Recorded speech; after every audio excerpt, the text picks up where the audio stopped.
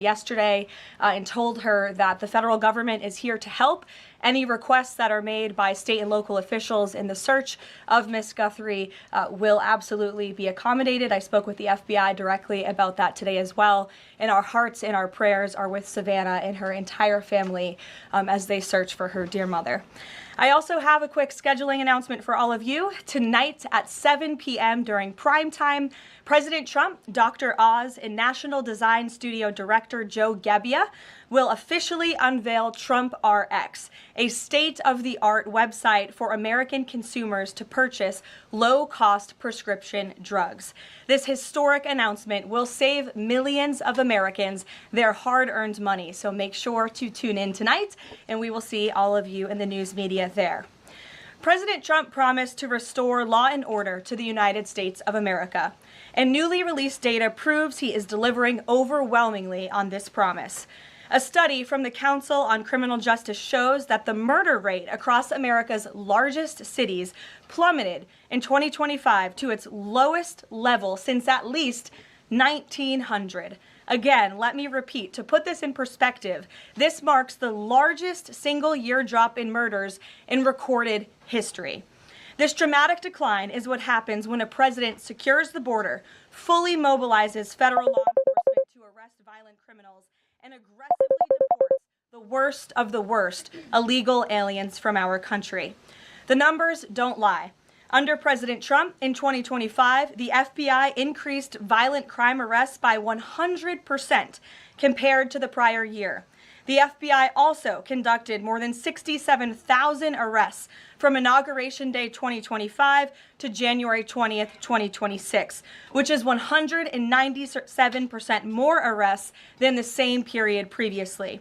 The FBI also disrupted 1,800 gangs and criminal enterprises, a 210% increase from the year prior. The FBI has arrested 1,700 child predators and more than 300 human traffickers across the country. Since President Trump took office, 6 of the FBI's top 10 most wanted fugitives have been captured. Right here in our nation's capital, where you all live, so you know it well, whether you choose to report it or not, the president's efforts to make D.C. safe and beautiful have worked. As of last week, D.C. homicides were down 62%, motor vehicle theft down 53%, and 2025 had the fewest violent gun crimes of any year of available data in our nation's capital. For more proof that these tough-on-crime efforts are working, look at the president's Make Memphis Safe Again campaign. As of last week, there have been nearly 5,600 arrests made, and aggravated assaults are down 53%. Sexual assaults are down 53%, and robberies are down 70%. Again, that's just in the city of Memphis. 5,600 arrests have taken place because of this president and his Homeland Security Task Force that has surged into Memphis at the request of both the governor and the mayor in that city, a Democrat mayor, I will add. These are the results that can happen when Democrats and Republicans, when the federal government and state and local officials work together. And that's what Trump wants to see to improve public safety across our country. When you have a leader like President Trump who empowers good cops to be cops and to arrest bad criminals, American communities will become safer. Many of the media outlets in this room have expressed shock and confusion at these remarkable statistics. The New York Times declared that, quote, "No one knows for sure what's behind the staggering drop in the murder rate. The reason is very clear. It is President Trump's leadership and his unwavering commitment to law and order. The drop in crime is more proof that all that is required to improve public safety on our streets is a leader with the will to do what is necessary to protect law-abiding American citizens. The terror and chaos that was unleashed under Democrat rule is a choice. It's a choice to put violent criminals ahead of innocent Americans, a choice to force us all to live in fear because of soft-on-crime liberal politicians, prosecutors, and judges who lack the basic willingness to do their jobs and put dangerous people behind bars. On November 5th, 2024, the American people made a resounding choice that they've had enough of that, and that's precisely why they re-elected President Trump.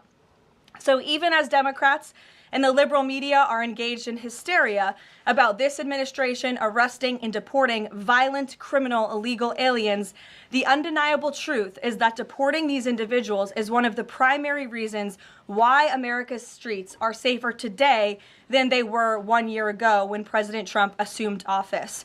Former President Biden and the Democrats left our borders wide open, and President Trump and the brave men and women of ICE are removing these dangerous criminals. So here are just a few recent examples.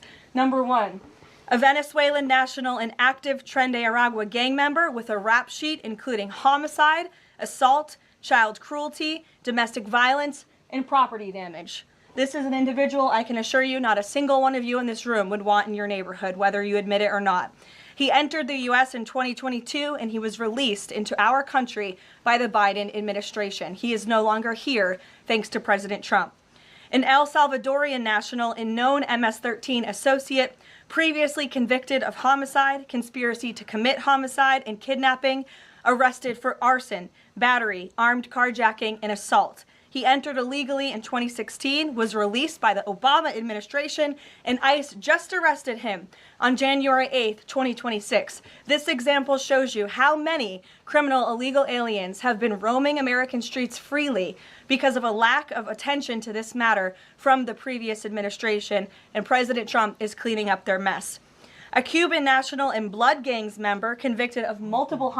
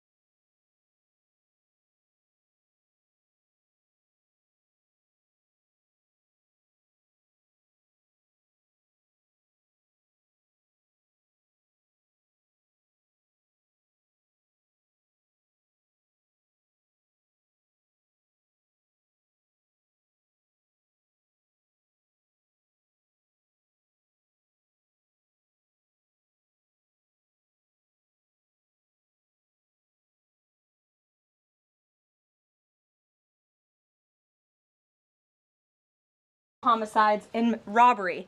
ICE arrested him on October 27th and removed him on January 6th, 2026.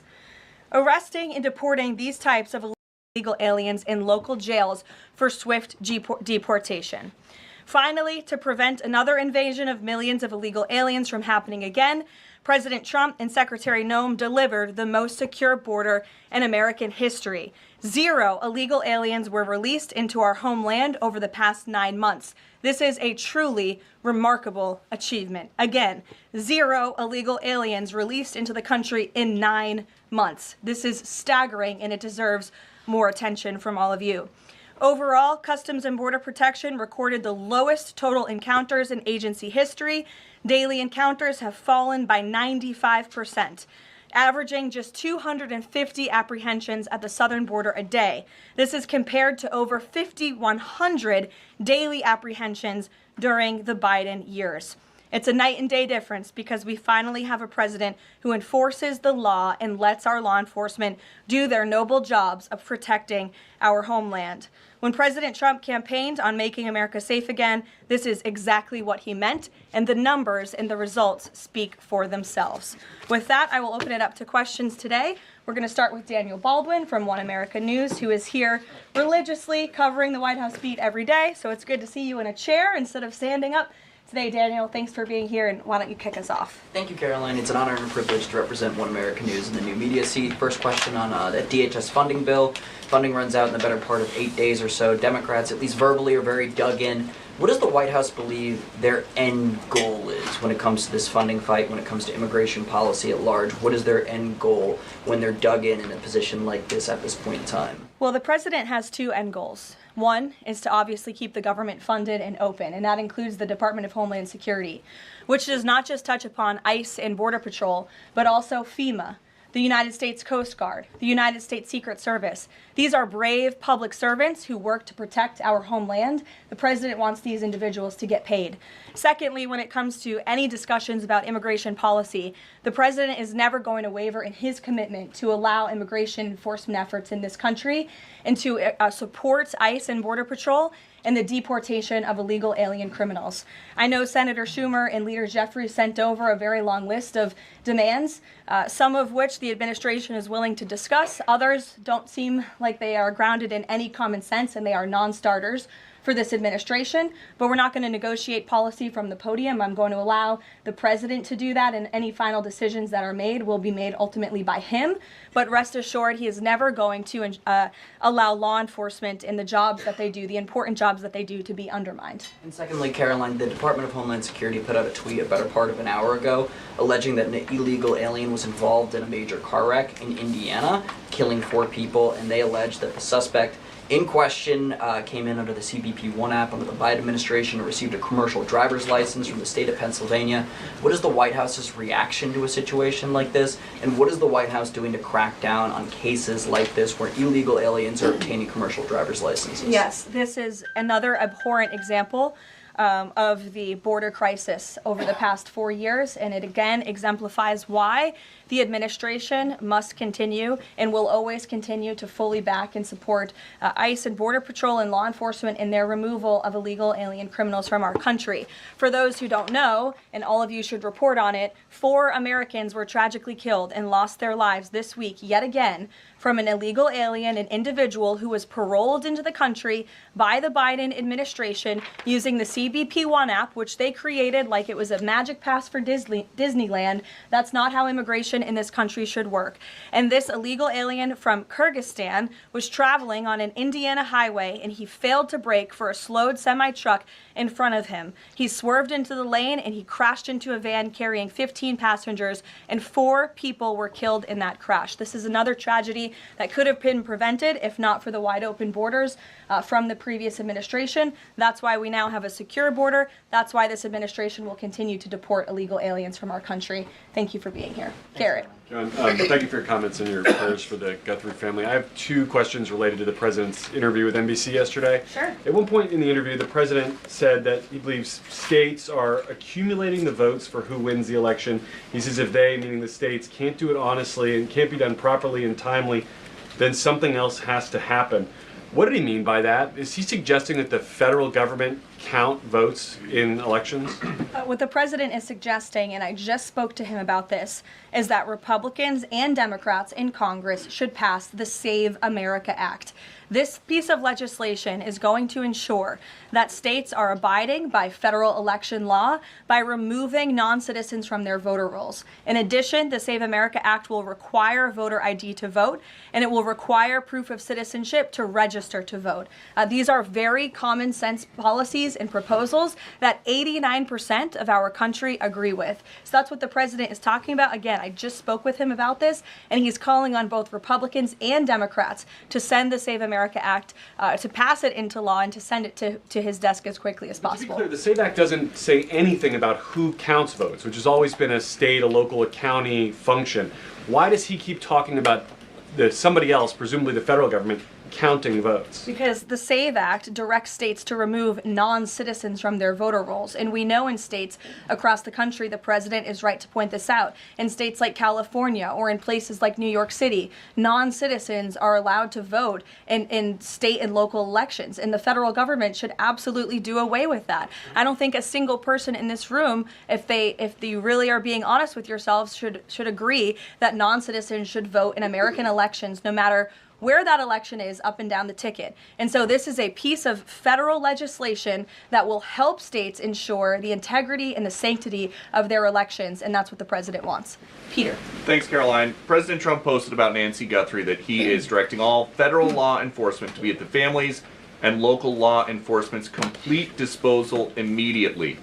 What should we expect to see from the federal government in coming days in the search to find Nancy Guthrie? It's a very good question, Peter, and it's why I was on the phone with the FBI earlier this morning to ask that. And what they told me is that the FBI, again, is at the disposal of the state and local government. Whatever personnel or assets or resources that the state and local authorities and police need will be granted to them at the direction of the president, the FBI director, and the attorney general. A different law enforcement issue. The FBI just found 1,000 samples inside an illegal biolab in Las Vegas. It is linked to a different biolab that was previously raided. There are ties to China.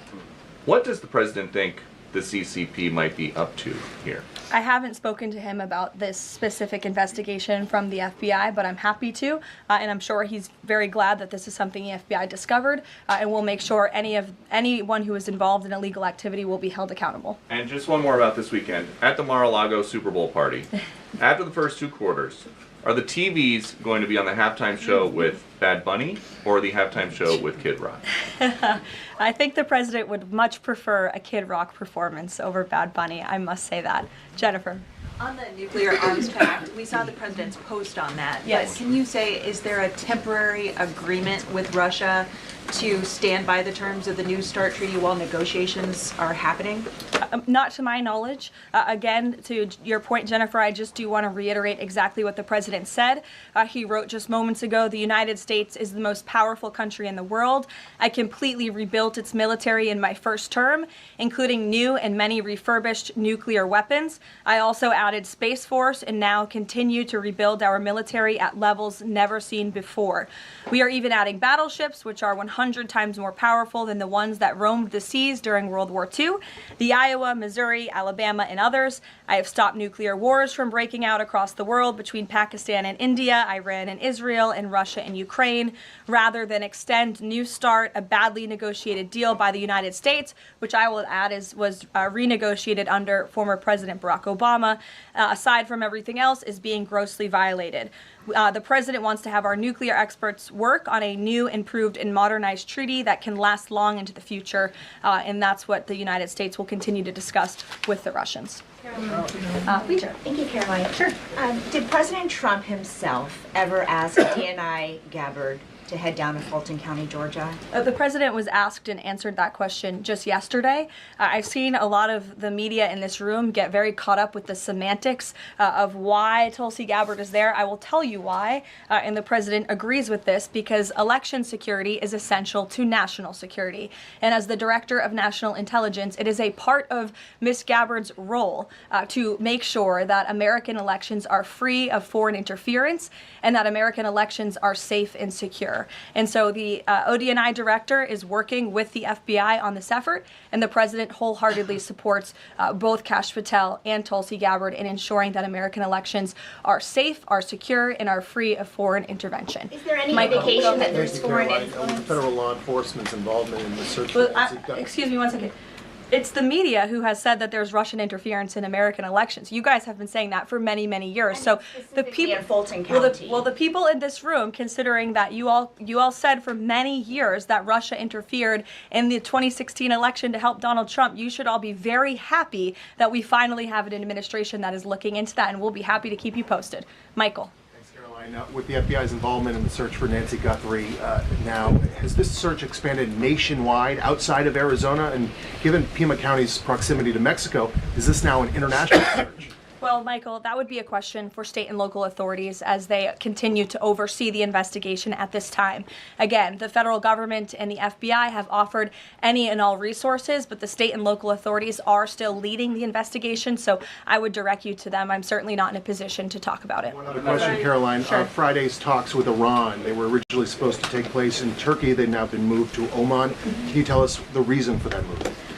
Look, the president, diplomacy is always his first option when it comes to dealing with countries all around the world, whether it's our allies or our adversaries. And so Special Envoy Witkoff and Jared Kushner will be traveling to Oman for those talks tomorrow, and we will see what comes of those. The president is standing by for an update from them. Sure, in the pink. Thank you, Caroline. Cuban leader Miguel Diaz-Canel said today that Cuba would be willing to engage in dialogue with the United States only without pressure, without preconditions, on equal footing and with respect for sovereignty. But his government is denying what President Trump said, that they are already holding talks. How would you respond to that? I think the fact that the Cuban government is on its last leg and its country is about to collapse, they should be wise in their statements directed towards the President of the United States. But as I just reiterated, the President is always willing to engage in diplomacy, and I believe that's something that is taking place, in fact, with the Cuban government. Yeah, thank you, Caroline. So the Office of Personnel Management released a final rule today that makes it easier to fire government employees who are not doing their job, basically. Does the President believe that there are people in his government still that are not following his agenda?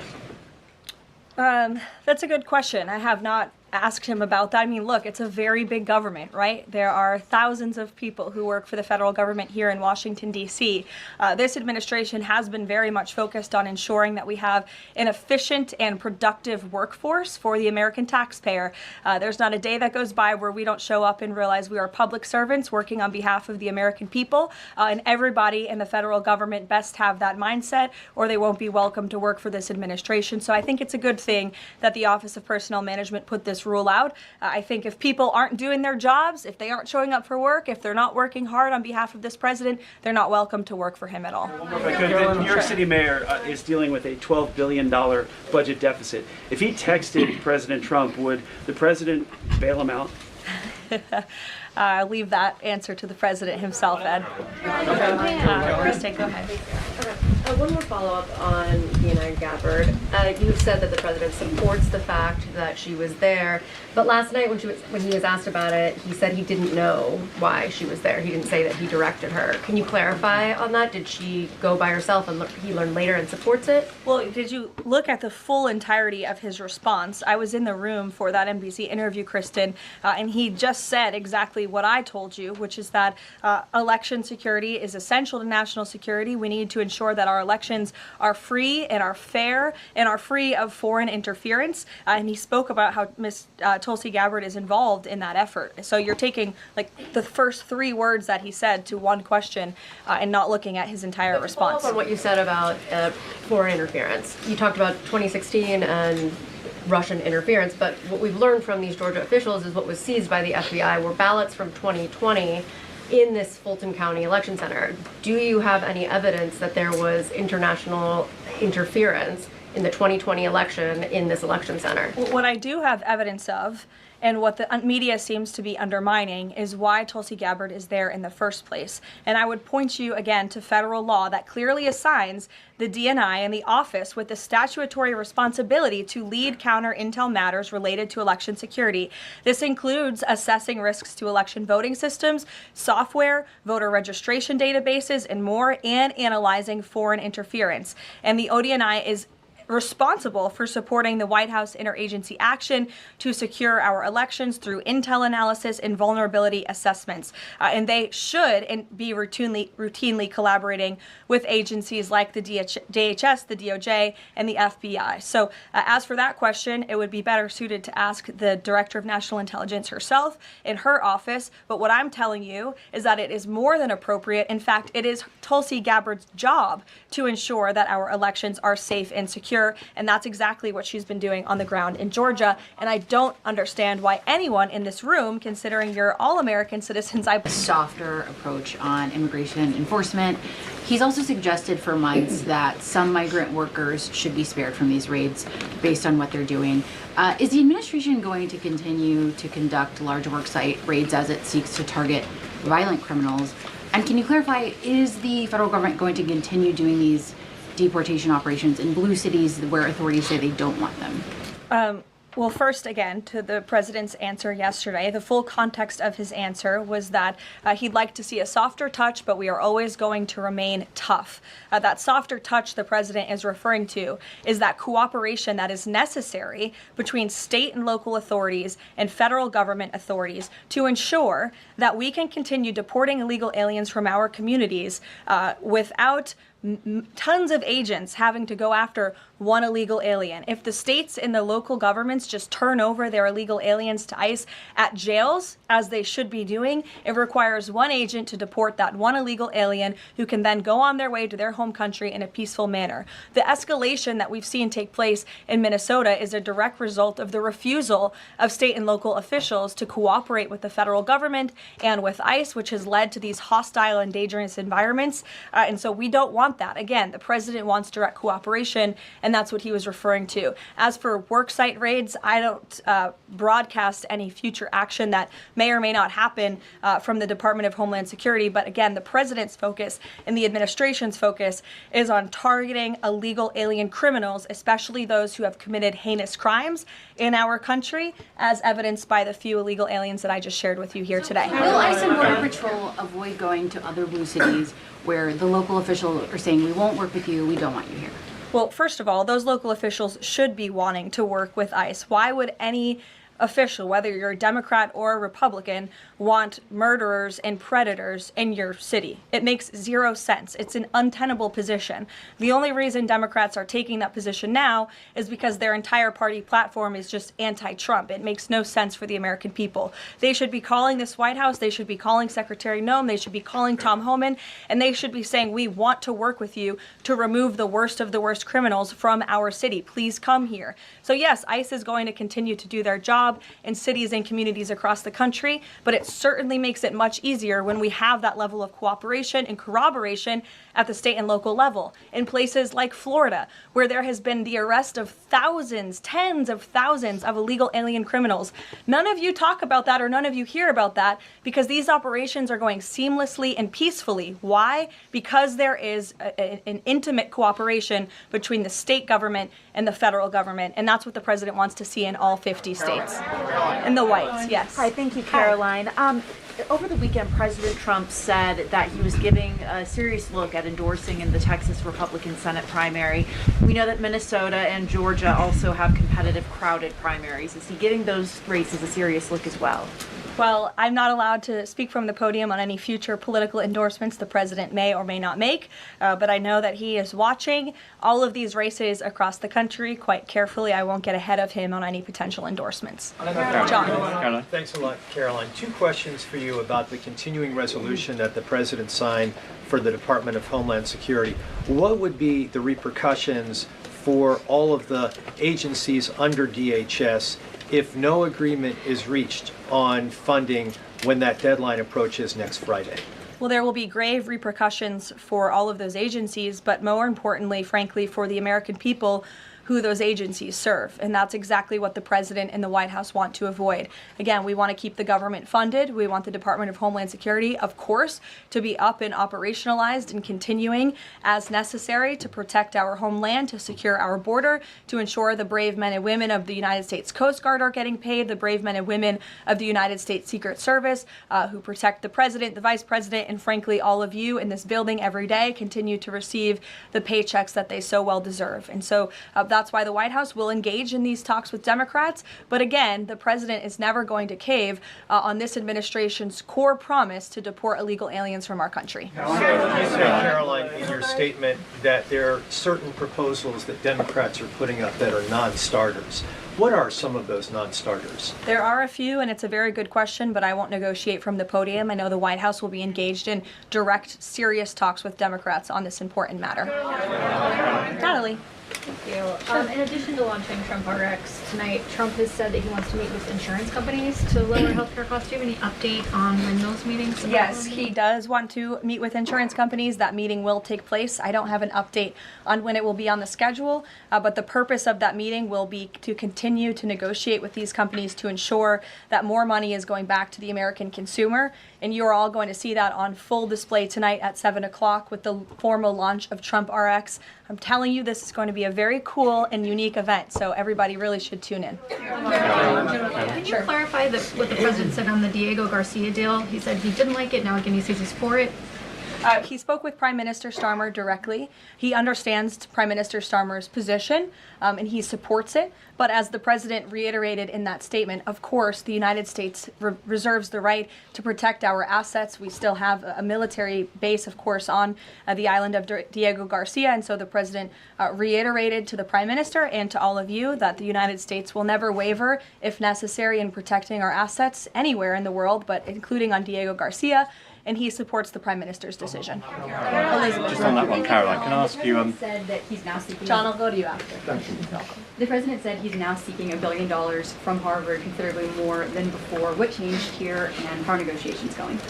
Well, look, this has been an ongoing negotiation and, frankly, a frustrating negotiation for the president and the administration because we want a deal. And it's very unfortunate that Harvard has dragged its feet in understanding they need to rectify the wrongs and the illegal behavior that took place on their campus over the course of the past several years under the previous administration. And so the president wants a justified deal to correct for that criminal behavior that took place on their campus. He is now demanding $1 billion from Harvard University, and Secretary McMahon will be continuing to lead this negotiation and these talks. John. Caroline, thank you. You mentioned some polling earlier that was very compelling on deportations. Rasmussen came out with a poll today, said 75% of Republicans want all illegals deported. It seems like the conversation has shifted again to focusing only on deporting illegal aliens who are criminals. Is the president still committed to deportations of the 20 million illegals that came here under Joe Biden, or are you starting to see that back? Yes, and the president has always been committed to that, John. But we must prioritize, and the prioritization is on those tens of thousands of convicted criminals whom we know are still roaming our streets. ICE and Border Patrol and DHS have done a phenomenal job of removing tens of thousands of them. Actually, nearly 1 million people have been deported from our country over the past year, 2 million additional self-deportations. So nearly 3 million people have left the United States. But again, as you pointed out rightfully, Joe Biden and the Democrats allowed approximately 20 million people into our country illegally. So yes, of course, the president is committed to ensuring that America is and always will be a nation of laws.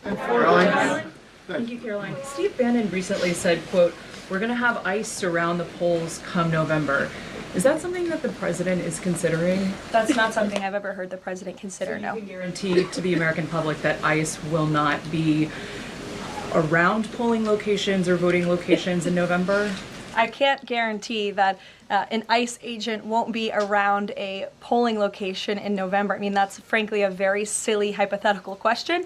But what I can tell you is I haven't heard the president discuss any formal plans to put ICE outside of polling locations. It's a disingenuous question. Caroline, I had two questions regarding the DHS. The first one is, one of the Democrats' main demands for DHS funding was to demask ICE agents. Is this something that the president is even considering? Again, this is one of the specific points in the letter that went out by Senate Majority Leader Schumer and Hakeem Jeffries. I won't negotiate the individual points from the podium, but it is obviously something the White House will be discussing with lawmakers on Capitol Hill in the coming days. Is the administration concerned that the shakeup that we're seeing of of DHS activity in Minneapolis could potentially embolden different obstructionist protesters around the country, as they now have a playbook on how to get ICE out of their cities?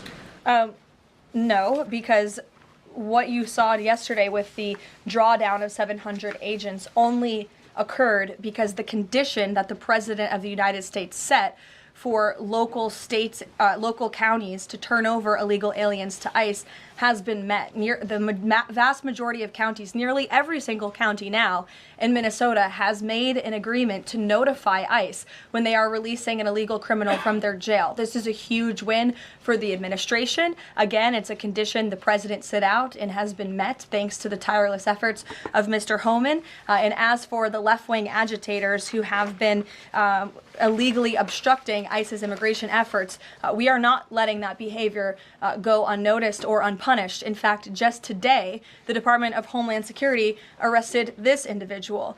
He is a self-proclaimed Antifa member who has been threatening, doxing, harassing ICE.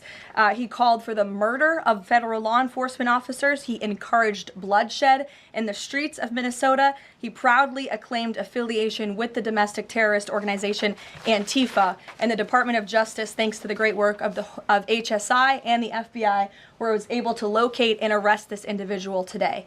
So we are committed to enforcing our immigration laws. We want that level of cooperation from state and local officials. And if people are illegally obstructing our federal law enforcement operations, if they are targeting, doxing, harassing, and vilifying ICE agents, they are going to be held accountable, like this individual here, who again is a self-proclaimed member of Antifa. He is a domestic terrorist, and he will be held accountable in the United States. Caroline, just to follow up on Garrett's earlier question, I mean, you've talked a lot about the SAVE Act. I know you spoke with the president about it before you came out here. The president has gone beyond that, though. He's talking about Republicans taking over elections, states are agents of the federal government. So just to be clear, is the president only calling on Congress to pass the SAVE Act, or does he want Republicans to go further than that before the midterm elections? The president is calling on Republicans, again, and Democrats to pass the SAVE Act. I will reiterate, requirement for voter ID to vote. That should be something that no American should oppose. In fact, we know that the vast majority of Americans support it. Requiring proof of citizenship to register to vote, which is not hard to do. We should be able to do that in this country. If you want to register to vote in the United States of America, you have to be a citizen in the United States of America. And this piece of federal legislation will direct states to remove non-citizens from the voter rolls. I just had a conversation with the president about it. John. Thank you, Caroline. I have two questions. Tariffs on South Korea. As you know, President Trump recently mentioned increasing tariffs on South Korea.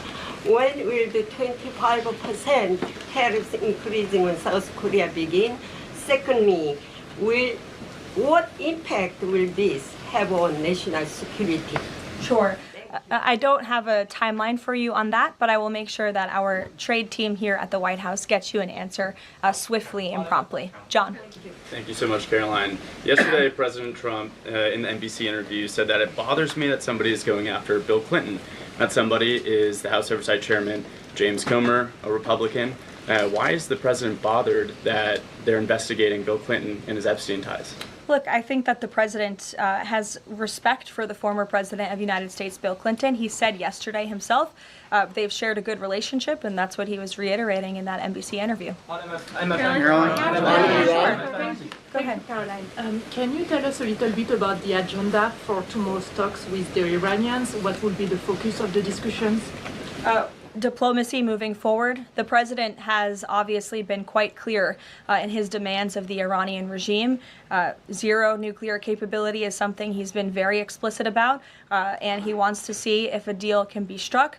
And while these negotiations are taking place, I would remind the Iranian regime that the president has many options at his disposal, aside from diplomacy, as the commander-in-chief of the most powerful military in the history of the world. Washington Examiner, go ahead. Lynchburg County, Virginia is their local law enforcement is defying the blue government's demand that they no longer cooperate with ICE. There's a lot of red counties that are thumbing their nose at the blue blue government, blue states leadership, telling them not to cooperate with us. Will this administration support those counties in any way? Support them either through legal help or? Absolutely. And if there is a county in this country, whether it's red or blue, that seeks to cooperate with the federal government to remove violent, illegal criminal aliens from their communities, this administration is here to help. You've heard the calls from the president himself on asking Democrats and Republicans across the country to call on the Trump administration to work with them, not against them, in the matter of public safety and securing our homeland. Thank you all very much. You'll hear directly from the president tonight at 7 o'clock, and I hope everybody has a good weekend. Happy Super Bowl weekend. The president has wisely chosen not to make a prediction in Sunday night's game, but as a native girl from New Hampshire, go Patriots. Thank you, guys. Thank you, Caroline.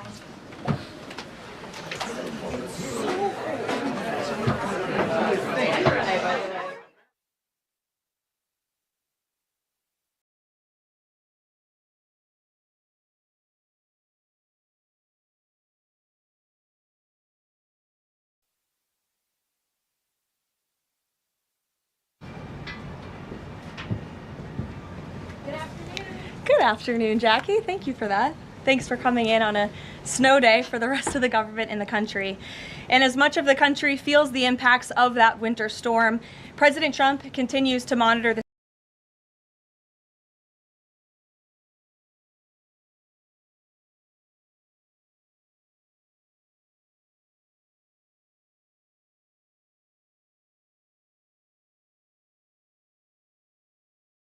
situation closely, and he has remained in constant contact with FEMA and emergency responders. President Trump also quickly approved 12 federal emergency disaster declarations within 24 hours for the states of Arkansas, Georgia, Indiana, Kentucky, Louisiana, Maryland, Mississippi, North Carolina, South Carolina, Tennessee, Virginia, and West Virginia, enabling these states to access critical federal resources to supplement their response efforts if needed.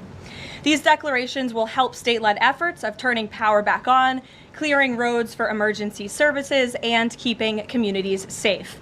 The White House will continue to correspond directly with governors and local officials in the coming days, especially in those states that were harshly impacted by this storm. I would also like to address the chaotic scenes in Minnesota over the weekend. Nobody in the White House, including President Trump, wants to see people getting hurt or killed in America's streets. This includes Renee Good, Alex Preddy, the brave men and women of federal law enforcement, and the many Americans who have been victimized at the hands of illegal alien criminals. Saturday's shooting remains under active investigation by Homeland Security Investigations and the FBI. The Customs and Border Protection is also conducting their own internal review. As President Trump said yesterday, the administration is reviewing everything with respect to the shooting, and we will let that investigation play out. But let's be clear about the circumstances which led to that moment on Saturday.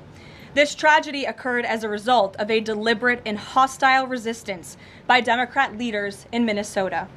For weeks, Governor Walz and the Mayor Jacob Fry and other elected Democrats were spreading lies about federal law enforcement officers who are risking their lives daily to remove the worst criminal illegal aliens from our streets: murderers, rapists, pedophiles, human traffickers, and gang members. Governor Walz and Mayor Fry have shamefully blocked local and state police from cooperating with ICE, actively inhibiting efforts to arrest violent criminals. They have also used their platforms to encourage left-wing agitators to stalk, record, confront, and obstruct federal officers who are just trying to lawfully perform their duties, which has created dangerous situations threatening both these officers and the general public and Minnesotans alike. This is precisely what unfolded in Minneapolis on Saturday morning. Obstructing federal law enforcement and inciting violence against officers is wrong and illegal. This used to be a universally accepted position in the United States. Amid the hysteria, we must remember how we got here to this moment today and what this Democrat opposition is about. Former President Joe Biden and the Democrats opened America's borders for 4 years, inviting tens of millions of illegal aliens from all over the world to flood into our country. Among them, violent criminals who terrorized American communities and have inflicted devastating, permanent pain and harm on law-abiding Americans and their families. Yet we never saw outrage from Democrats or their allies in the liberal media over these horrifying crimes against U.S. citizens. The pain of American angel families was ignored and dismissed because it undermined the Democrat narrative. Innocent Americans like Jocelyn Nungray, Laken Riley, and Rachel Morin are just a few of the many victims savagely murdered by illegal alien criminals. Earlier this month, an illegal alien from Mexico with a long criminal history who came into our country under Joe Biden's administration threw a baseball-sized stone at a school bus carrying children in New Jersey and fractured the skull of an 8-year-old innocent child. President Trump promised accountability to these American families by securing the border, deporting every illegal alien who has committed crimes, especially and most importantly, violent crimes. Nearly 80 million Americans voted for him to deliver on that very promise, and he is. As the duly elected president, the president is fulfilling the will of the people by arresting and removing these threats from our country in cities from Los Angeles to New York and, yes, Minneapolis. Yet Democrat leaders in Minnesota with sanctuary city policies have actively defied federal immigration law and the will of the people. And as a result of that defiance, 2 Minnesotans have now tragically lost their lives on the streets of Tim Walz's state. It is President Trump's hope and wish and demand for the resistance and chaos to end today.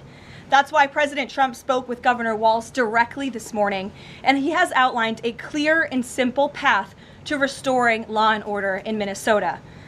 Number 1, Governor Walz, Mayor Frey, and all Democrat leaders should turn over all criminal illegal aliens currently incarcerated in their prisons and jails to federal authorities, along with any illegal aliens with active warrants or known criminal histories for immediate deportation. Number 2, state and local law enforcement must agree to turn over all illegal aliens who are arrested by local police. And then thirdly, local police must assist federal law enforcement in apprehending and detaining illegal aliens who are wanted for crimes, especially violent crimes. If Governor Walz and Mayor Frey implement these common sense cooperative measures that I will add have already been implemented in nearly every single other state across the country, Customs and Border Patrol will not be needed to support ICE on the ground in Minnesota. ICE and local law enforcement can peacefully work together, as they are effectively doing in so many other states and jurisdictions. Additionally, President Trump is calling on the United States Congress to immediately pass legislation ending sanctuary cities once and for all. American cities should be safe sanctuaries for law-abiding citizens only, not for dangerous illegal alien criminals who broke our nation's laws and do not belong here. We hope Governor Walz will do the right thing and continue to work with President Trump to keep the American people safe following their call this morning. Americans overwhelmingly want exactly what President Trump is delivering: strong borders and strict immigration enforcement against the worst illegal aliens, of which there are still hundreds of thousands to deport from the interior of our country. The most peaceful way to carry out this vital public safety mission is for Republicans and Democrats to do it together, and for state and local law enforcement to work together with federal law enforcement. We want to let cops be cops. You wouldn't know this continues to be a very popular policy position from the biased media coverage over the course of the last few days, but polling shows huge support for this exact thing President Trump is calling for. More than 80% of Americans favor deporting illegal aliens convicted of violent crimes. A country unable to deport criminals who enter it illegally is no country at all. The open borders agenda of Kamala Harris, Tim Walz, and the Democrats was already on the ballot on November 5th, 2024, and it was resoundingly rejected. President Trump will never back down from his promise to deport violent criminal illegal aliens and make America safe again, and he welcomes all cooperation in that effort. With that, I will answer your questions. And Jordan Conradson, why don't you kick us off today? Thank you for being here. Thank you, Caroline. Jordan Conradson from Gateway Pundit. I have a few questions. First, with respect to the shooting in Minneapolis, we're seeing massive outrage from mainstream media and the left, but I'm just wondering, where was that outrage when Ashley Babbitt, an Air Force veteran, was executed by Capitol Police Officer Michael Byrd, who she posed no threat to in the U.S. Capitol? Well, you raised a very important point, which I also believed I just raised as well in those opening remarks, in that there has no doubt been selective outrage by the liberal biased media in picking and choosing victims and highlighting their stories. And as I've said, President Trump does not want any Americans to lose their lives in the streets of America and in American communities across the country. He believes what happened on Saturday is a tragedy, but every life is equal to President Trump, and that's why the lives of Laken Riley and Jocelyn Nungray continue to matter to him and be an utmost priority to him to this very day. And it's unfortunate that we did not see the same type of sensationalist media coverage over the tragic deaths of those innocent American women and girls across the country as we are in the wake of this tragedy that took place on Saturday. Gabe.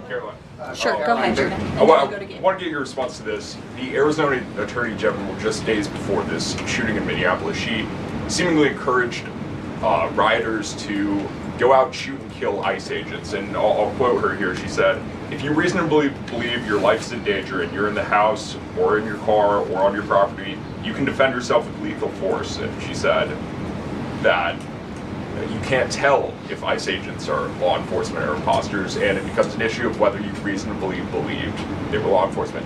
Do you have a response to that, and does the White House believe that she should be held accountable for these remarks? Such dangerous rhetoric, as I pointed out, is exactly what has brought us to this position today, where you have elected Democrat officials across the country who are encouraging left-wing agitators and crazy people to go out and unlawfully obstruct lawful immigration enforcement. Again, these brave men and women of ICE and Border Patrol and the federal enforcement are just trying to do their jobs to enforce our nation's immigration laws and to go after the worst of the worst in this country.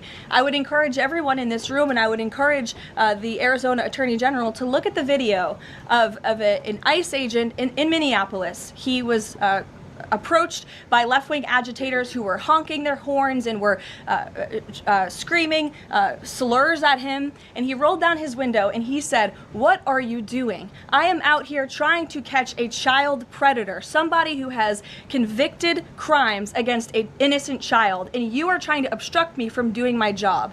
This rhetoric against ICE, comparing them to Nazi Gestapo, Donald Trump's police force, is despicable, it is shameful, and it is precisely what has led to the escalation of tensions in Minneapolis and in other places across the country. Gabe, go ahead. Be looking into her for justifying violence? I would defer you to the Department of Justice on that. Thank you, Caroline. Gabe. Regarding Minnesota, on Saturday, the Department of Homeland Security posted that Preddy looks like he wanted to do maximum damage to massacre law enforcement. Stephen Miller on Saturday posted that, or called Preddy a would-be assassin.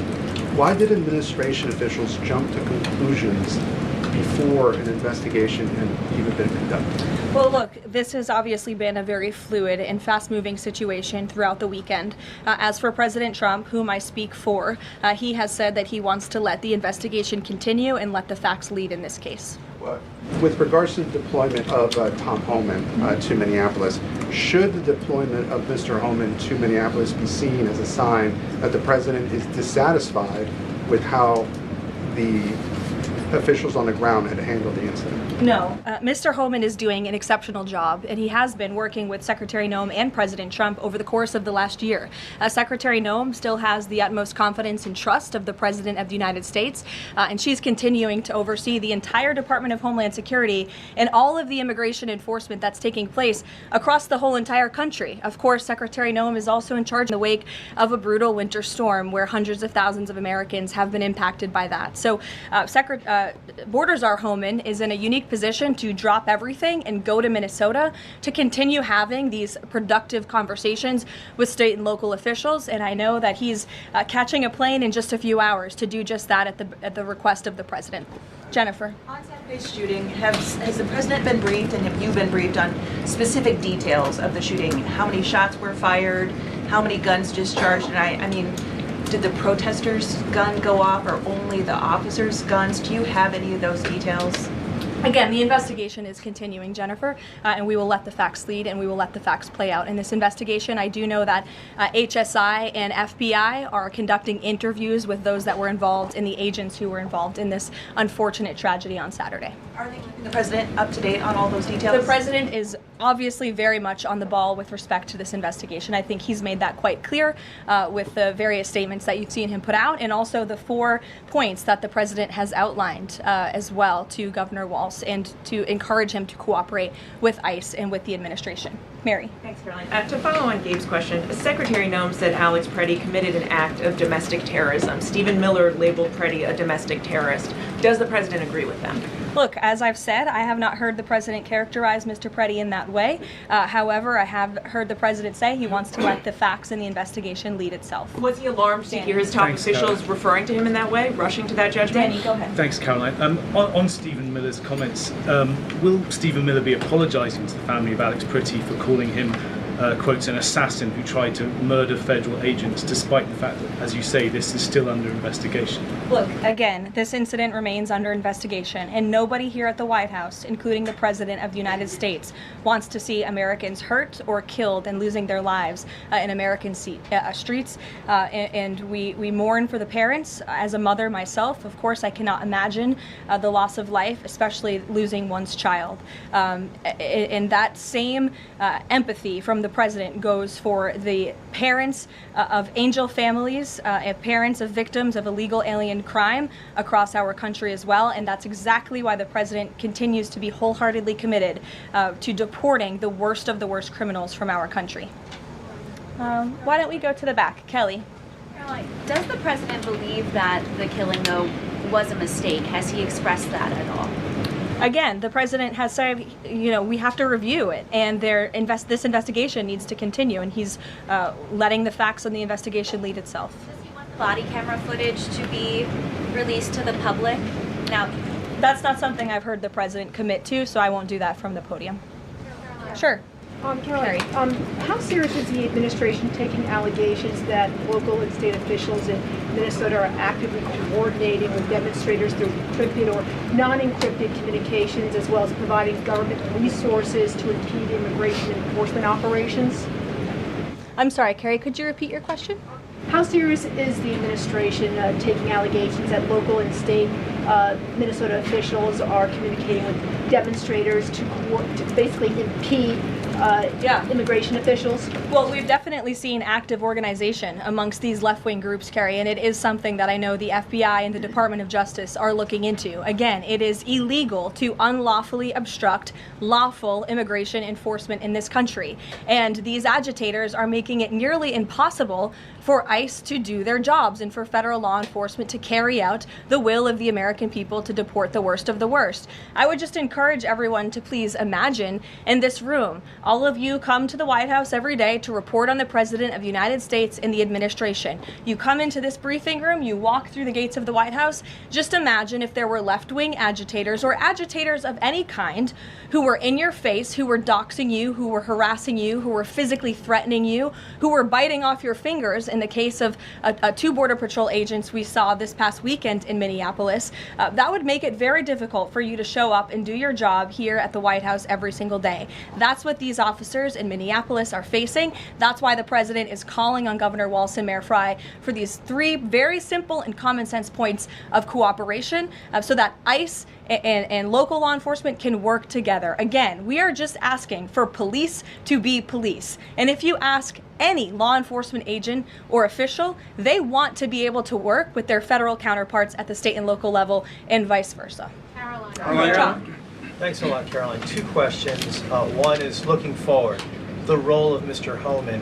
Is he being sent by the president to diffuse the situation that exists right now on the ground? Is he the point person essentially for the White House in terms of trying to tamp down the tensions that exist right now in Minnesota? Well, Mr. Homan is the point person for cooperating with state and local authorities and corresponding with them, again, to achieve this level of cooperation to subdue the chaos on the streets of Minneapolis. And I would just point out that Mr. Homan is someone who has been lauded for many, many decades for his experience working in law enforcement. In fact, this is a Washington Post headline from 9 years ago, 2016.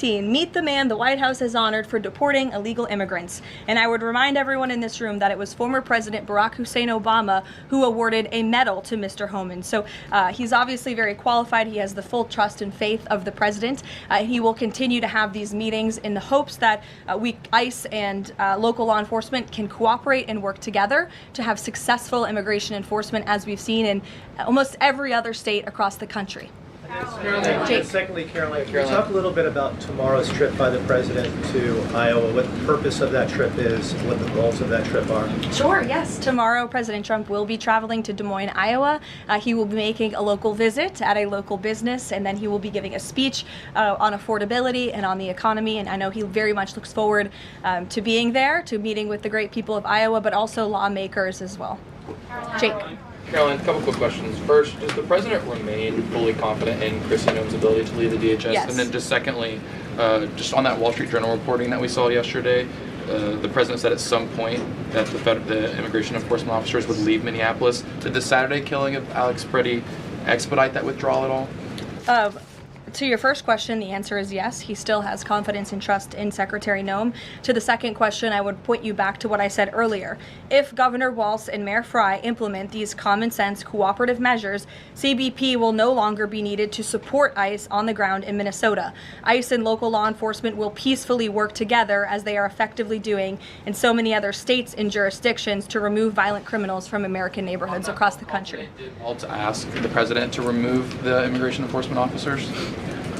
He asked the president to scale down, and the president reiterated what the president put out in his statement yesterday and what I'm sharing with all of you as well. I would just add on this level of cooperation a few statistics that I think are very important. 7 of the top 10 safest cities in the United States cooperate with ICE. And we've seen historic turnaround in safety in cities that have chosen to cooperate with ICE, that are not just led by Republicans, but also look right here in Washington, D.C. We had a great level of cooperation with Mayor Bowser and the local government, and we have been able to remove thousands of illegal aliens from the District of Columbia, where you all live, so you can thank President Trump for that. The murder rate in Washington, D.C. has plummeted as a result. There were no riots, there were no protests, nobody was tragically killed as a result of that level of cooperation between federal and local authorities. And again, that's all the president is asking for in Minnesota. It's totally common sense. Jared, go ahead. Thank you. Karoline, in this process, you continue to describe the situation in Minneapolis as chaos. Was there any mistake made by Secretary Noem that led the president to send Mr. Homan there? I'm sorry, I don't understand your question. Did Secretary Noem make a mistake which led to... If she made any mistake that could lead the president to send Mr. Homan to Minneapolis? No, as I already mentioned, Mr. Homan has been working alongside Secretary Noem and for the president over the course of the last year. And again, he's uniquely positioned to hop on a flight to Minnesota today to continue this correspondence with state and local authorities, and that's what he's going to be doing. Fran. Karoline, is it the White House's position that Americans have the right to show up to these ICE operations and film, document, or protest the law enforcement actions? All Americans have a First Amendment constitutional right, of course, but Americans do not have a constitutional right to impede and obstruct lawful immigration enforcement operations. That is actually a crime, and it's something that we've seen taking place in the streets of Minneapolis, which again is leading to these dangerous circumstances that these federal law enforcement officers have been forced to work within. With respect to the call with Governor Walz this morning, the president described it as respectful. He said, we seem to be on a similar wavelength, but you had strong criticism for the governor and the Minneapolis mayor, Jacob Frey, just now. So could you explain the difference in tone between what the president had said in his True Social post and I think some of the criticisms that you just levied from the podium? Fran, I think the criticisms that I laid out, I'm painting the picture for all of you in this room, are what led to the moment that we are in today, where Governor Walz and President Trump are having a conversation, a constructive and productive conversation to end the chaos and the lawlessness that has taken place in Governor Walz's state. Elena. Thank you. I had a question. With Homan now going to Minnesota, is Gregory Bovino also going to remain in Minnesota overseeing these ICE operations? Mr. Bovino is a wonderful man, and he's a great professional. He is going to very much continue to lead Customs and Border Patrol throughout and across the country. Mr. Homan will be the main point of contact on the ground in Minneapolis. And to follow up, given what we've heard from several Trump administration officials, people like Stephen Miller, as people point out, calling him a domestic terrorist, Bovino saying that Preddy was out to massacre law enforcement, why not require ICE agents to wear body cameras to clear up some of the disputes that we are hearing from witnesses and video footage versus what the administration has been saying? Well, that's a policy question that I know the policy folks in the building are having with members on Capitol Hill, and I'll leave it to them and the president to make that decision. And I just my final question is on, you were talking about the level of cooperation that the president talked about with Governor Walz. Will the administration commit to cooperating with local officials on this investigation into Alex Preddy? The president spoke about this with Governor Walz and said he would have a discussion about it. He did not make a commitment, and so therefore I won't make that commitment here. I would just remind all of you in the media, because I've seen a lack of reporting on this fact, there are investigations into what took place on Saturday. The Homeland Security investigations and the FBI have teamed up for an investigation, and there's also an internal CBP investigation, an internal review of what is happening on the ground in Minnesota. The president supports those investigations, and as I've said repeatedly, he wants to see them move forward. Phil. FBI Director Kash Patel said in a Sunday interview, quote, "You cannot bring a firearm loaded with multiple magazines to any sort of protest." Does the president believe the Second Amendment rights remain in effect even when protesting? The president supports the Second Amendment rights of law-abiding American citizens, absolutely. There has been no greater supporter or defender of the right to bear arms than President Donald J. Trump. So while Americans have a constitutional right to bear arms, Americans do not have a constitutional right to impede lawful immigration enforcement operations. And any gun owner knows that when you are carrying a weapon, when you are bearing arms, and you are confronted by law enforcement, you are raising the assumption of risk and the risk of force being used against you. And again, that's unfortunately what took place on Saturday.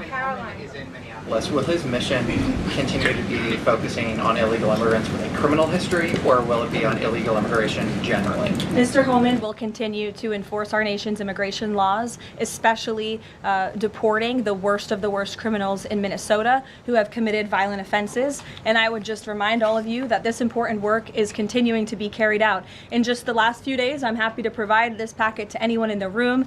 ICE has arrested multiple violent criminals, illegal aliens within Minnesota. Many of them have convictions for assault, driving under the influence, fraud. This individual here I'm looking at was an aggravated felon with multiple convictions for larceny, fraud, and forgery of checks, vehicle theft, drug possession, domestic assault, inflicting bodily harm on another, criminal convictions of larceny, identity theft, again, charged with driving under the influence. These are extremely dangerous people who Governor Walz and Mayor Frey have allowed to roam on their streets, and all the president is asking for is cooperation to arrest individuals like this and deport them from the United States of America. I'll take a couple more. Go ahead. Okay, so this weekend the president posted that this is a cover-up of the fraud in the state of Minnesota. He also posted Minnesota is a cover-up. These both happened after the shooting. So given that these came after the shooting, what is the this here? What is the cover-up he's alleging? Yes, it's a good question. I've spoken with the president about this at length. What the president is referring to is the fact that you have Governor Walz and, again, the mayor, who have been encouraging these left-wing agitators to come out and to harass and to dox and to threaten ICE and to make this conversation about and smear lies about federal law enforcement who, again, are just trying to do their jobs in an attempt to distract from the widespread widespread, massive fraud that has taken place in their state. Billions and billions of dollars has been stolen from law-abiding taxpayers in Minnesota, and the administration continues to be very focused on getting to the bottom of it, and especially, the president raised a good question over the weekend with respect to Congresswoman Ilhan Omar, who now has a net worth within the millions, and one must ask themselves why and how is that possible? Is she connected to the fraud rings that we have seen taking place within her state and her own district? It's a question the American people are raising, and the president believes it's one worth answering. Haley. Thanks, Caroline. I want to go back to some of the comments from Stephen Miller and Secretary No.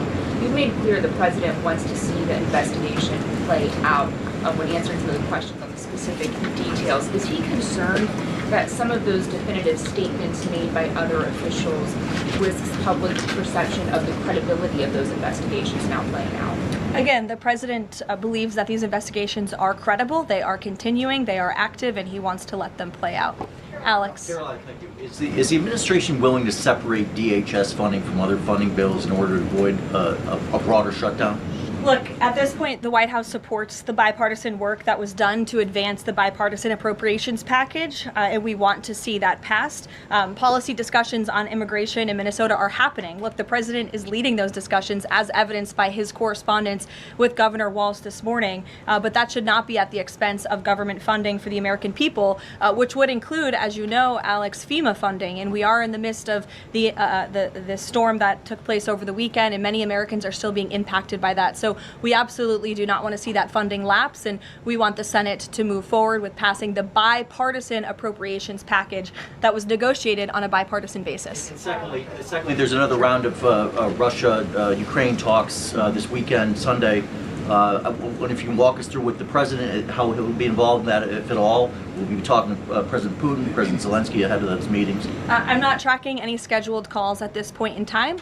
However, the president remains deeply involved, and of course he's being apprised by his advisors, namely Jared Kushner and Special Envoy Witkoff, on these talks. They had a multilateral meeting this past weekend, which didn't get a ton of coverage, but that was historic in nature, where the president's team has really brought two sides of this war to the table together to move the ball closer towards peace. So the president is not giving up on the peace process. He obviously just met with President Zelensky when we were in Davos, Switzerland, but I'm not tracking any calls scheduled for this week.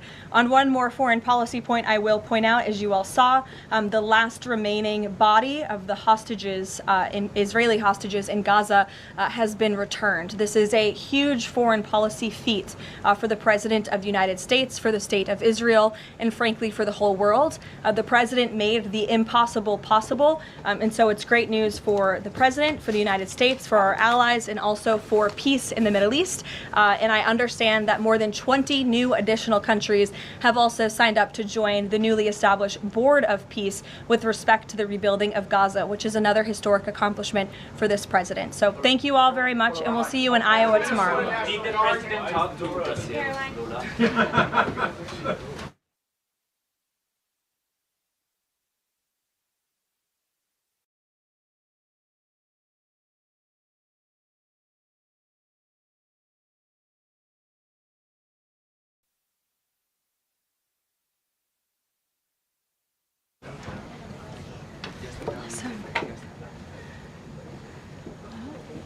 Okay, good afternoon, everybody. A packed room today. Thank you all for coming. President Trump is making America affordable again through his proven economic formula of powerful tariffs, fair trade deals, massive middle-class tax cuts, energy dominance, and aggressive deregulation. The overwhelmingly positive economic data released this week underscores the significant progress the president has already delivered. Tuesday's CPI report marked the latest confirmation that President Trump has defeated Joe Biden's inflation crisis. Since President Trump took office, core CPI has increased at just a 2.4% annualized rate, substantially lower than the 3.3% annual rate inherited from the Biden administration last January. Importantly, as inflation cools, Americans' wages are rising, giving the American people more purchasing power. And with what is likely going to be a record-breaking tax refund season in the next couple of weeks, the American people will be reaping the rewards of the massive tax cuts that were signed into law by the president. Thanks to President Trump's signing of no tax on tips, overtime, Social Security, boosting the child tax credit, and locking in the 2017 Trump tax cuts, independent estimates project the average American tax filer could expect up to an extra $1,000 bump to their tax refund next year. This is going to be a helpful boost to working families who are making ends meet.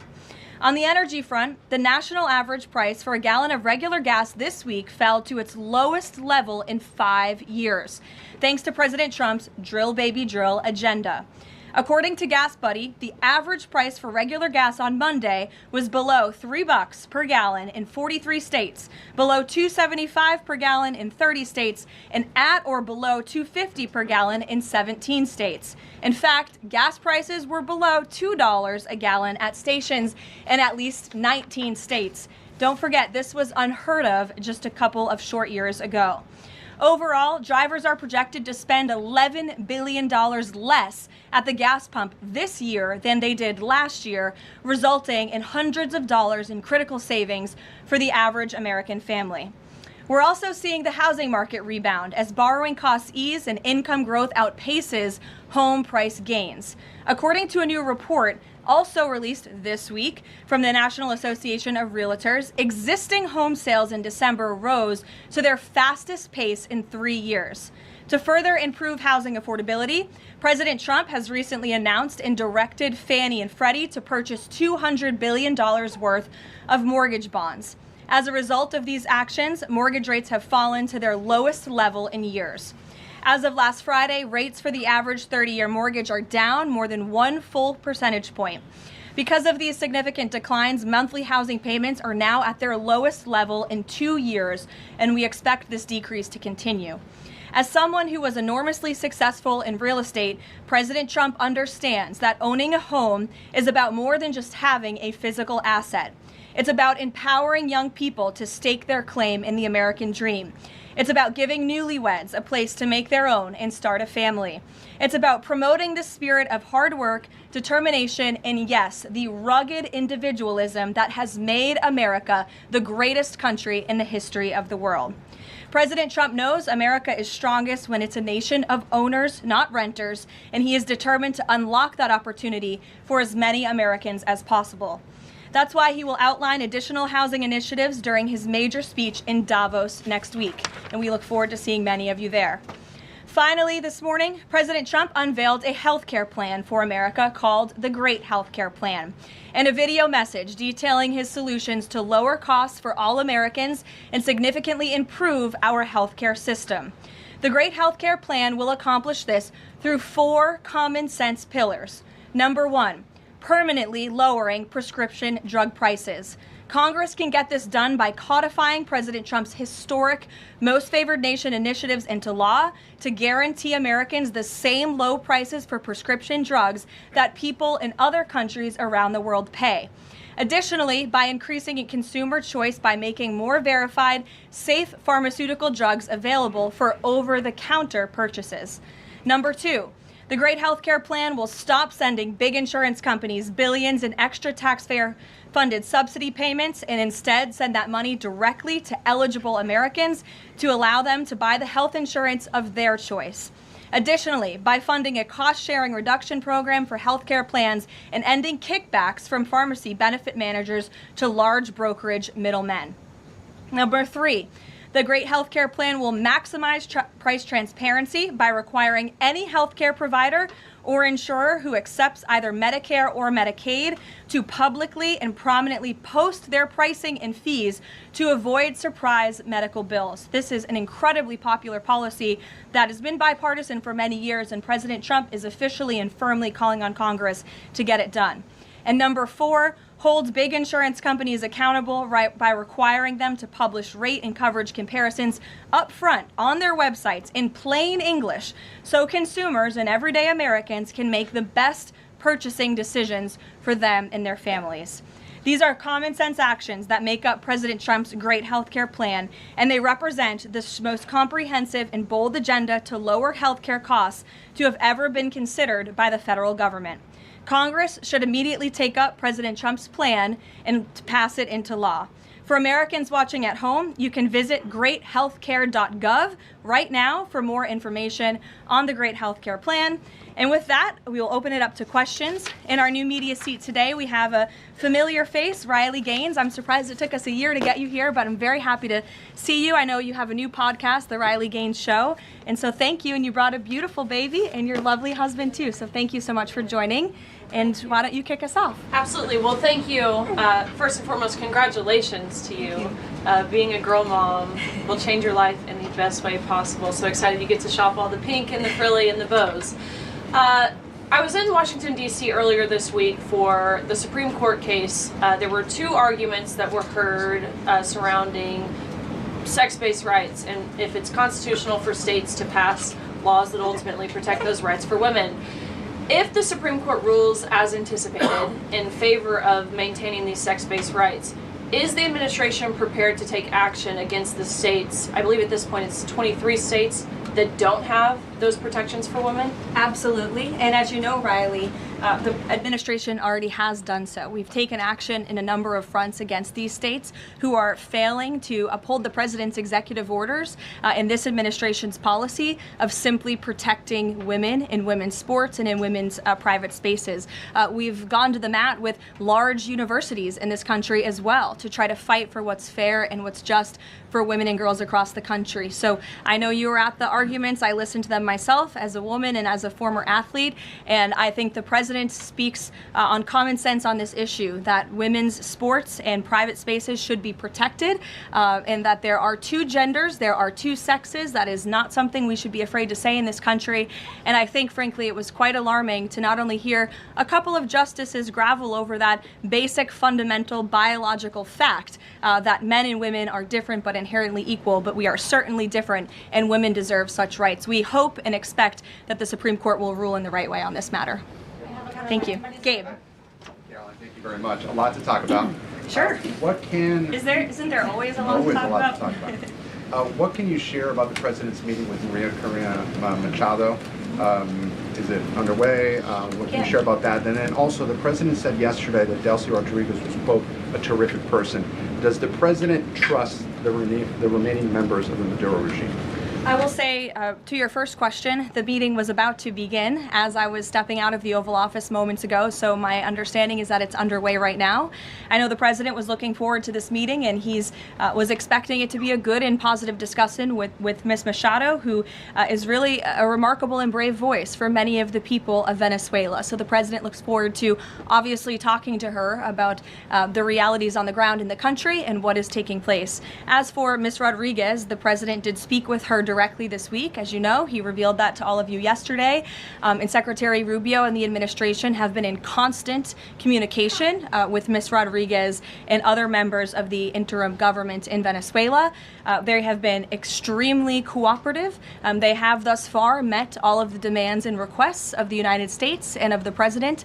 And I think you have all seen that play out. We obviously had a $500 million energy deal that was struck in large part because of the cooperation from Ms. Rodriguez. Venezuela and Ms. Rodriguez have also confirmed that they will be releasing political prisoners from Venezuela. There were 5 Americans who were recently released this week as well. So the president likes what he's seeing and will expect that cooperation to continue. And regarding the investigation into the leak that the president referenced yesterday, what is the administration's position on the Washington Post reporter?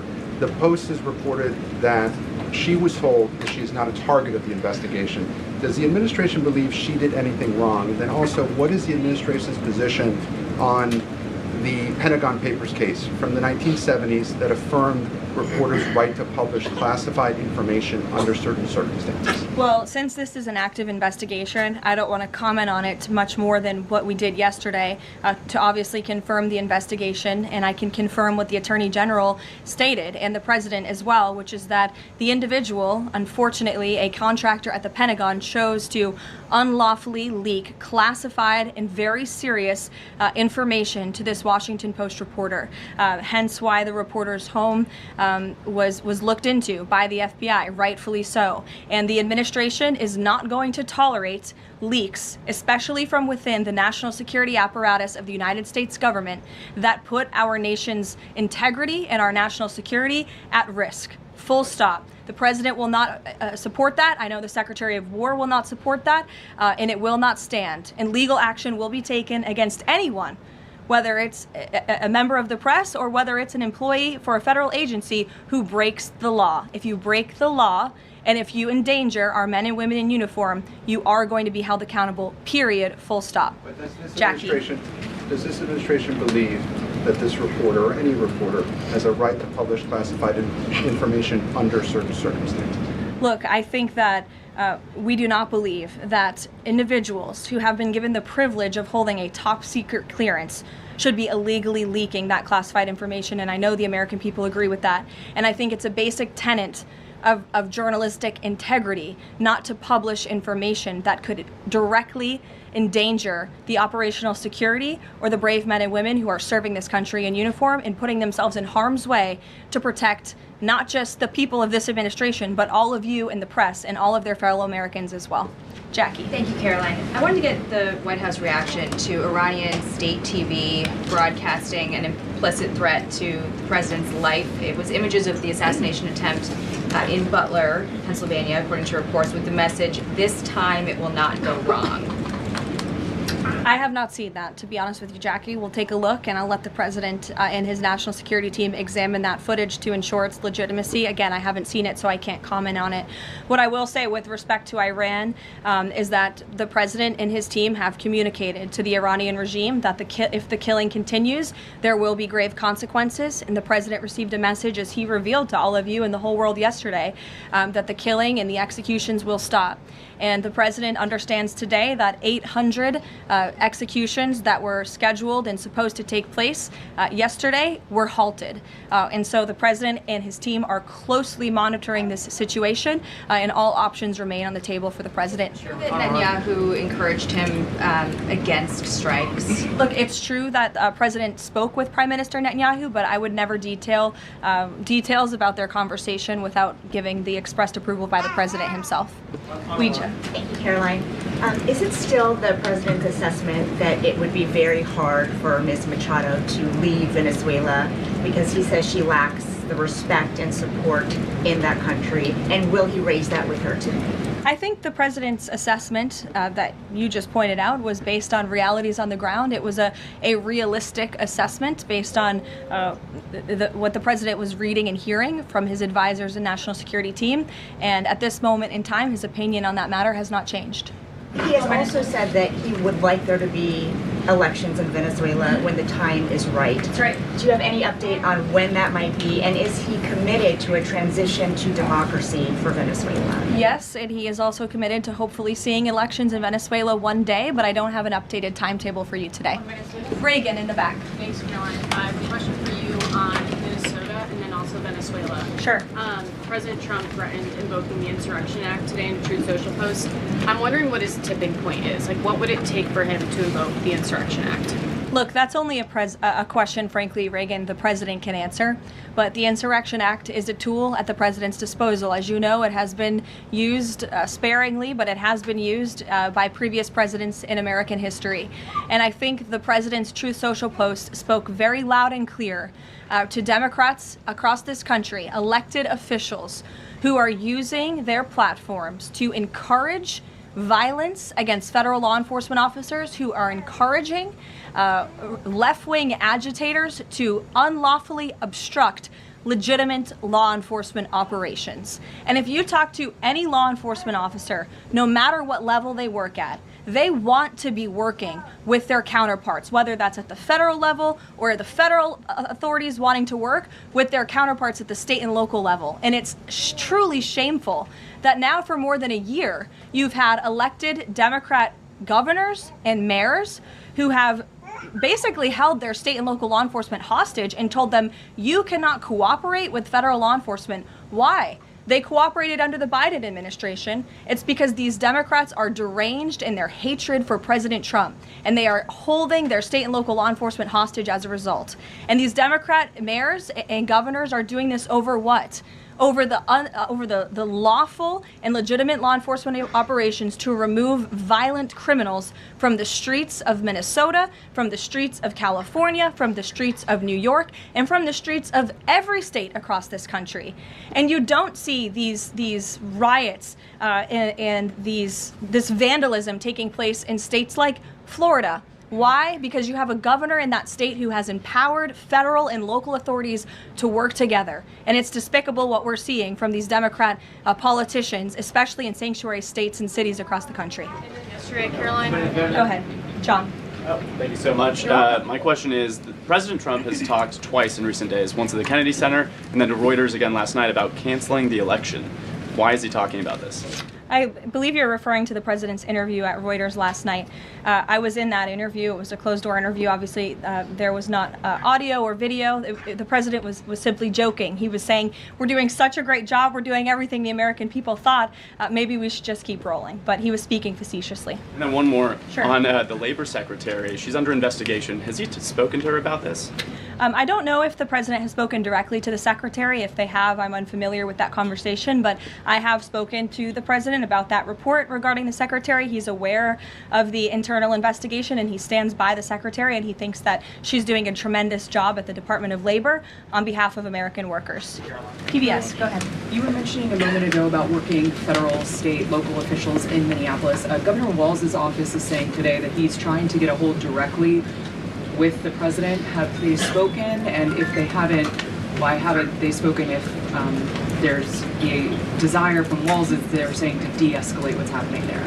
I'm not sure if that's a genuine offer to speak with the president. I was with the president about 30 minutes ago and they hadn't spoken at that point.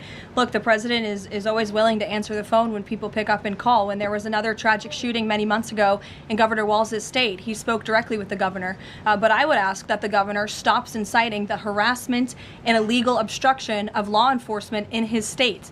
All ICE and federal law enforcement are trying to do are remove people like this off of the streets of Governor Walz's city in Minneapolis and of his state in Minnesota.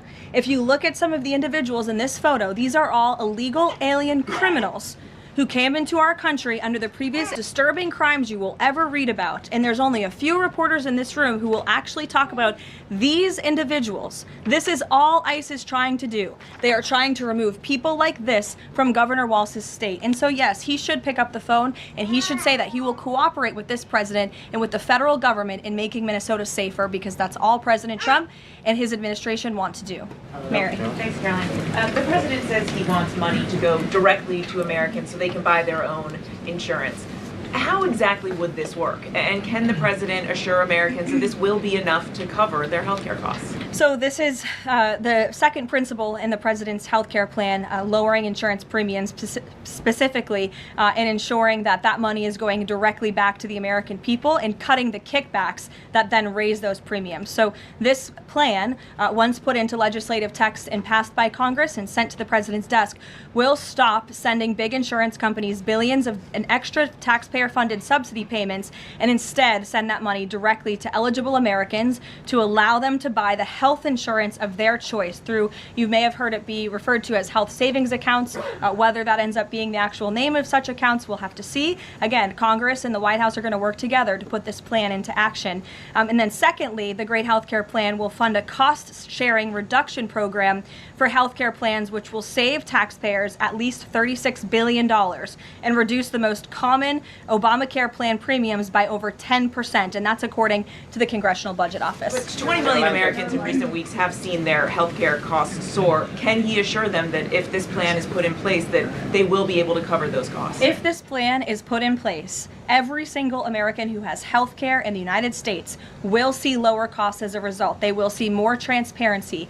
All of these proposals that are within the Great Healthcare Plan are incredibly popular with the American people, and they will impact everyone, not just a small fraction of those who are within the healthcare marketplace, but every single American will continue to see their costs go down. And I will note that they already are with respect to prescription drug prices. When you look at what the president has done with most favored nations, you've seen these big pharmaceutical companies in the Oval Office saying that this president and his team were nonstop, around the clock, pressuring us and negotiating with us to lower the cost of prescription drugs for Americans. And we are already seeing that to the tune, in some cases, of more than 500%. And that Trump RX website is something that the administration will be formally launching very soon, so Americans will have access to those lower costs of drugs.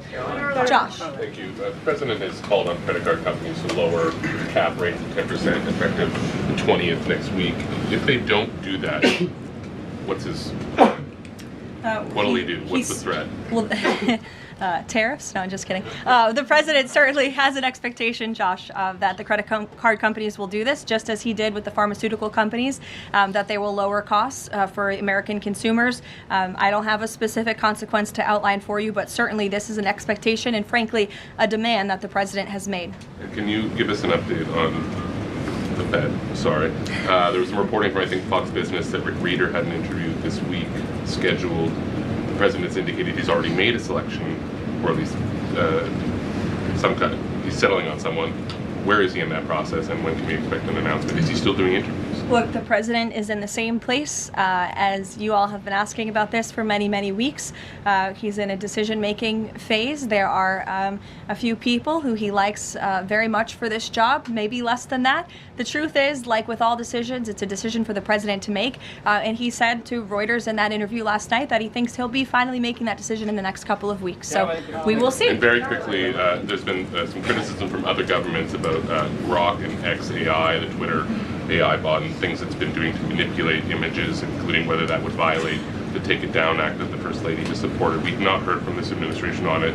Elon Musk says that they've disabled that, but I wanted to ask you whether the administration has a position and whether that's something that you will be pursuing, or whether the president has talked to Mr. Musk about that. Yes, I will talk to the Office of Science and Technology, and we will get you a firm statement and answer on exactly where the administration stands. I don't want to speak on that without speaking with the experts on it. Yes. Just to follow up on the health care plan, one of the things in the Affordable Care Act was coverage of pre-existing conditions. Is there any discussion or inclusion on that issue in the president's plan? The president's plan that he outlined today will have no impact on individuals in this country with pre-existing conditions. Obviously, that's a continued conversation that the White House will have with Congress, but that's not the president's intention with the great health care plan. Go ahead.